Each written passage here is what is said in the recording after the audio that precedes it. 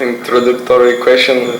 We've been discussing a few moments ago that we just came out of the ashram after 4 months inside this space, and now we are traveling and being a lot of different places, interacting with different people, eating different food. And how does it change our emotional and mind state, and what can we do to maintain this calmness that we've been experiencing there while we are still living in the world and interacting with all these different environments? See, that's yoga. Yoga means that when you are united with the other part, yoga is union. So you have two distinct personalities within yourself. When you integrate both, it becomes yoga. So you are, whatever you practice, you are leading life into a ultimate stage where you are uniting both these aspects, so that you can be an integrated person. Then there will be no more complexities, no adversities, no conflicts, rather, because you will be beyond conflicts. Because whatever you see in this world is part of the creation. If you believe in creation, it's part of creation. So there cannot be something good or bad. All are same. And when you see things in a particular perspective as good, they become good. When you see things as bad, they become bad. So for a yogi who is a balanced person, he need not have different perspectives. He can see things united, things in union, so that he will never have conflicts. See, you have a pen with you, or even point one finger near your nose. Put your finger near your nose. Close the left eye, not here, see. Close the left eye and see the finger. Look at the finger. You are seeing the finger now. And close that eye and see through the other eye. The finger is moving, no? Without your moving the finger seem to be moving. Where is the finger? Which eye is telling you the truth? Left eye is telling one thing, and the other eye is telling something else. Am I right? When you put both eyes together, there will be a synthesis of vision. You are seeing truth in between these two perspectives. There are two perspectives for the left eye and the right eye. Am I right? So when you put both eyes together, you are synthesizing the knowledge part, analytical part, and putting into synthesis, and you are seeing one finger at a focused place. This focus is called yoga. This is union. For union, there must be two things. Only if there are things beyond one, there can be a union. Am I right? So, two things should be there. So, two things exist. And there is a union between both these things. That is called yoga. So, you cannot have, as he told, when you are in ashram, when you are in a safe place, secure place, you are in a secure place because you are not tempted by anything. You are free. Because the provisions within the circumstances or the community where you live in have not much things which will make you deviate from your original path. You will be safe.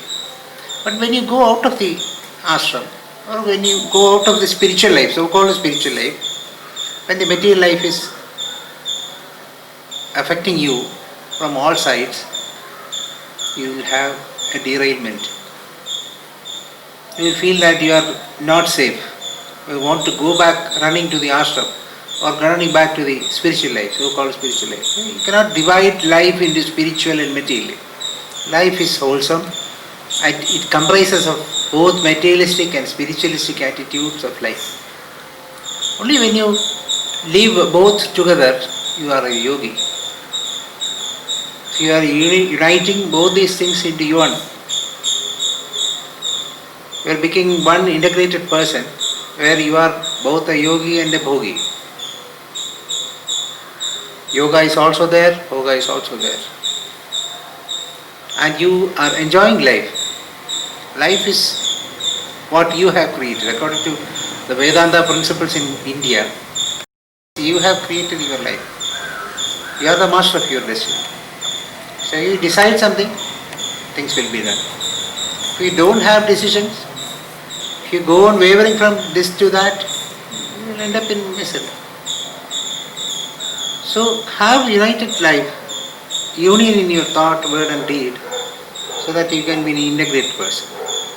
That's why we have been imbibing a thought that your heads in the forest and hands in the society. Heads in the forest means your thoughts are filled with gravity. Gravity is another synonym for Gurutva. So when you have gravity in your thoughts, you will feel it very difficult to stay in the society, but put your hands in the society. You have seen Buddha. He must be keeping this and this. This is Prajna and this is Karuna. Prajna means ultimate wisdom, super wisdom. So when you ask you something, how was the dosha this morning, you will say it's good. Put like this only, supreme. This Prajna is there, and you have a benevolence towards your society. You are dedicating yourself. You are sacrificing yourself for the society. So while being in the forest, your hands are in the society.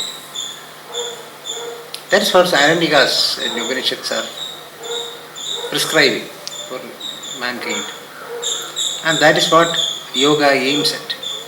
So whatever be the path, whatever be the tradition, you have been mentioning about a lot of traditions now, whichever tradition you follow, ultimately you will reach a state whereby you don't have any distinctions, any conflicts. You are united, integrated and at bliss.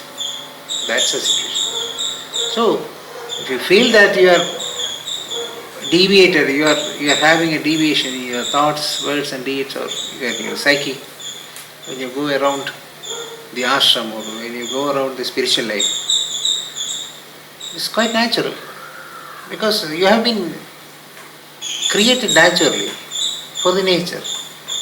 Nature has all such things.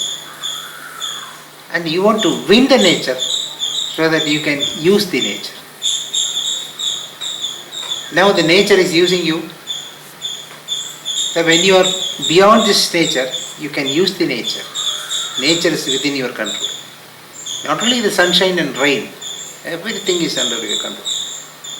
So that's yoga. And all the practices are means to the end. There may be a lot of practices, but ultimately you have to reach this particular state of equilibrium whereby you don't have any botherations at all, because things are at your will. You are not bothered by the material world or spiritual world. You cannot distinguish between materialism and spirituality. You are both a successful person, spiritually and materialistically.